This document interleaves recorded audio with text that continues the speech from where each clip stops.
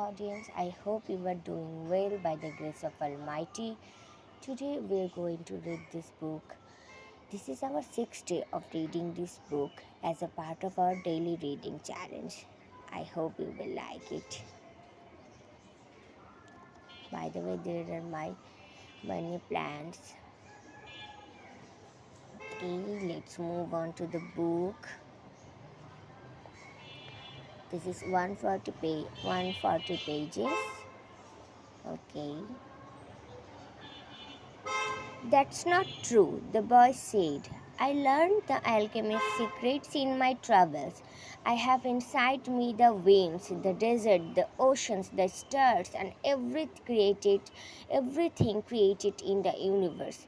We were all we were all made by the same hand and we have the same soul. I want to be like you, able to reach every corner of the world, cross the seas, blow away the sands that cover my treasure, and carry the voice of the women I love. I heard what you were talking about the other day with the alchemist, the wind said. He said that everything has its own destiny, but people can't turn them into selves into the wind. Just teach me to be the wind for a few moments, the boy said, so you and I can talk about the limitless possibilities of people and the winds. The wind's curiosity was aroused, something that had never happened before. I wanted to talk about those things, but it didn't know how to turn a man into the wind. And look how many things the wind already knew how to do. It created deserts, sank ships, filled entire forests, and blew through cities filled with music and strange noises. It felt that it had no limits, yet here was a boy saying that there were other things the wind should be able to do. This is what we call love, the boy said, seeing the wind was close to granting what he requested. When you are loved, you can do anything in creation. When you are loved, there's no need at all to understand what's happening because everything happens within you, and even men can turn themselves into the wind. As long as the wind helps, of course. The wind was a proud being and it was becoming irritated with what the boy was saying. It commenced to blow harder, raising the desert sands. But finally, it had to recognize that even making its way around the world, it didn't know how to turn a man into the wind, and it knew nothing about love. In my travels around the world, I have often seen people speaking of love and looking toward the heavens. The wind said, furious at having to acknowledge its own limitations. Maybe it's better to ask heaven.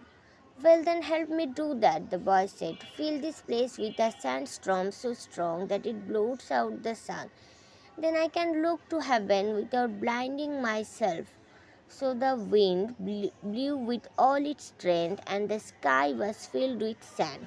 The sun was turned into a golden disk. At the camp, it was difficult to see anything. The men of the desert were already familiar with that wind. They called it the Simom, and it was worse than a storm at sea. Their horses cried out, and all their weapons were filled with sand. On the heights, one of the commanders turned into the chief and said, maybe we had better end this. They could barely see the boy. Their faces were covered with the blue clothes and their eyes showed fear.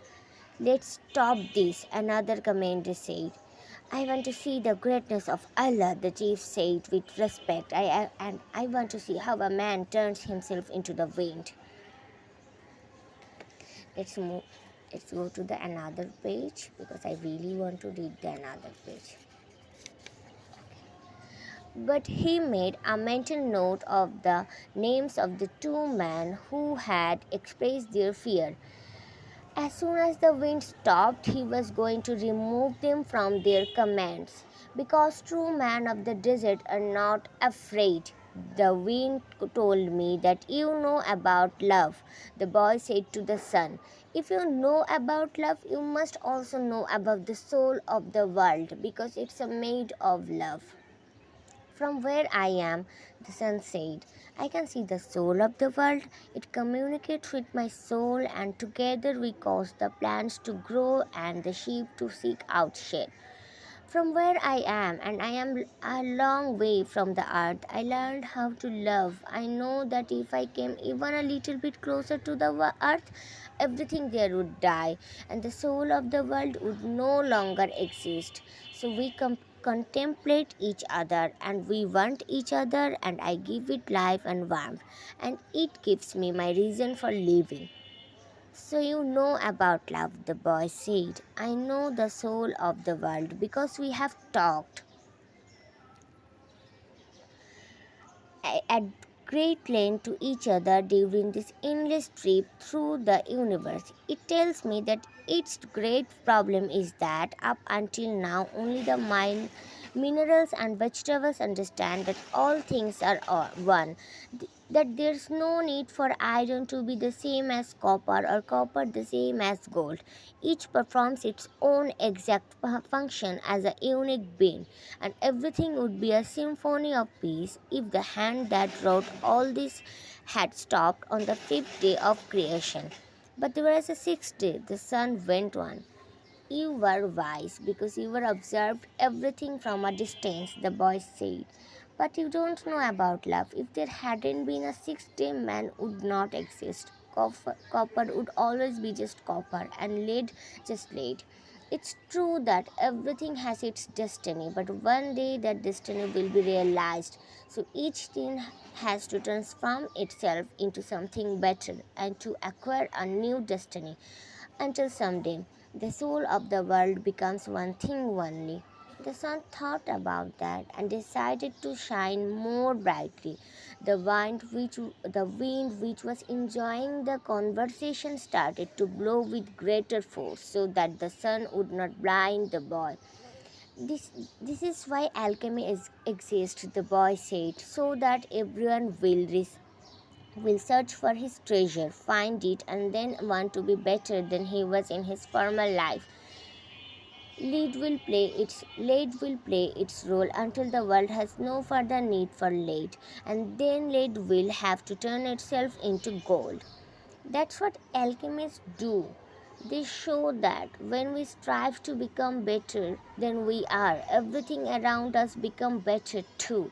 Well, why did you say that I don't know about love? The sun asked the boy. Because it's not love to be static like the desert, nor is it love to roam the world like the wind, and it's not love to see everything from a distance like you do. Love is the force that transforms and improves the soul of the world. When I first reached through to it, I thought the soul of the world was perfect, but later I could see that it was like other